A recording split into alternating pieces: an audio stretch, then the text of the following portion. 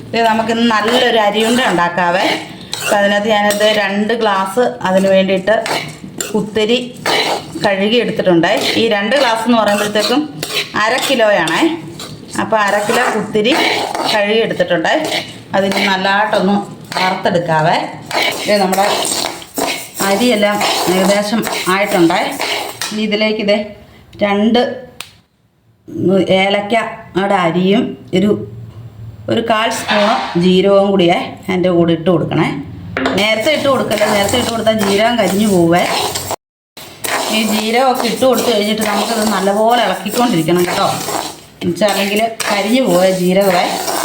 കുറച്ച് ഒരു 2 തവി അരി പൊടിക്കാനുള്ളത് മാറ്റി വെക്കണേ. കുറച്ച് തേങ്ങ വേണ്ട, കുറച്ച് തേങ്ങ കൂടുതൽ വേണ്ടവർക്ക് കൂടുതൽ തേങ്ങ എടുക്കാം കേട്ടോ. ഒത്തിരി കൂടുതലായ പിന്നെ അഴുക്കാണേ. തേങ്ങയിലെ വെള്ളമെല്ലാം അത് വറ്റിയിട്ടുണ്ടേ, കാണാമല്ലോ അല്ലേ. ഇനി ഇത് ഒരു കുറച്ച് ചൂട് പോണേ. ഒന്നും പറഞ്ഞ് മൊത്തം തണുത്ത് പോകരുത്. തണുത്ത് പോയാൽ നല്ലതായിട്ട് പൊടിയത്തില്ല. പിന്നെ നമുക്ക് അരിയുടെ ഉരുട്ടാനും നമുക്ക് പാട് വരുവേ. അരിയെല്ലാം നല്ലതായിട്ട് ഇത് പൊടിച്ചെടുത്തിട്ടുണ്ട് കേട്ടോ. അപ്പോൾ ഇച്ചിരി ചൂടോടുകൂടി വേണം ഇച്ചിരി പൊടിക്കാനായിട്ടേ. ഇത് ശർക്കര അതൊരു 150 ഗ്രാം മതി കേട്ടോ. പിന്നെ കൂടുതൽ അരി എടുക്കുവാണെങ്കിൽ അതനുസരിച്ച് നമ്മൾ വെക്കണേ. സ്പൂണും കൊണ്ടൊന്ന് ഉരുട്ടണം.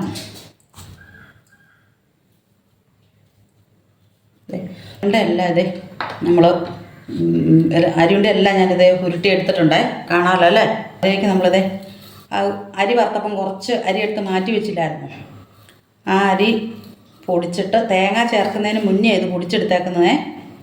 എന്നിട്ട് നമ്മളത് ഇതിൻ്റെ മണ്ടയിൽ കൂടെ ഇങ്ങനെ ഒന്ന് ഇട്ടിട്ട് ചെറുതായിട്ടൊന്ന് ഇങ്ങനെ ഒന്ന് ഇങ്ങനെ ചെറുതായിട്ടൊന്ന് ഉരുട്ടണേ.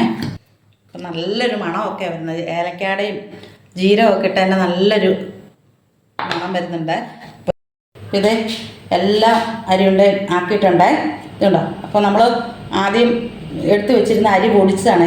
തേങ്ങ ചേർക്കുന്നതിന് മുന്നേ പൊടിച്ചതാണേ. അത് നമ്മൾ എല്ലാം ഉരുട്ടി കഴിഞ്ഞിട്ട് അതിൻ്റെ മണ്ടവഴി ഇതുപോലെ ഇടണേ. ഇട്ടിട്ട് നല്ലതായിട്ടൊന്ന് ഉരുട്ടി എടുത്താച്ചാൽ, ഉരുട്ടി എന്ന് പറഞ്ഞാൽ ചുമ്മാ ഇളക്കി ഒന്ന് എടുത്താച്ചാൽ മതി. പിന്നെ എല്ലായിടത്തും ഒന്ന് പറ്റാൻ വേണ്ടിയിട്ട്. അപ്പോൾ ഇതെല്ലാവരും ഒന്ന് ഉണ്ടാക്കി നോക്കണം കേട്ടോ. നല്ലൊരു മണമൊക്കെ ആയിരുന്നു, നല്ല ടേസ്റ്റ് കേട്ടോ. ഞാനിതൊന്ന് ഉണ്ടാക്കി നോക്കിയതിൻ്റെ ശേഷമാണ് വീഡിയോ എടുക്കാൻ വേണ്ടിയിട്ട് രണ്ടാമത് ഇത് ഉണ്ടാക്കി കേട്ടോ. നോക്കണം, നമ്മുടെ മക്കൾക്കൊക്കെ സ്കൂൾ വിട്ട് വരുമ്പോഴത്തേക്കും ചായയുടെ കൂടെ കൊടുക്കാൻ നല്ലതാണ്. നമുക്ക് ചായ കുടിക്കാനായിട്ട് നല്ല കേട്ടോ. അപ്പോൾ ഇന്നത്തെ എൻ്റെ വീഡിയോ ഇത്രേ ഉള്ളൂ. നിങ്ങൾക്ക് എല്ലാവർക്കും എൻ്റെ വീഡിയോ ഇഷ്ടമായെങ്കിൽ നിങ്ങളെല്ലാവരും എനിക്ക് സപ്പോർട്ട് ചെയ്യണം, ലൈക്ക് അടിക്കണം, കമൻറ്റ് ചെയ്യണം, സബ്സ്ക്രൈബ് ചെയ്യണം. Thank you.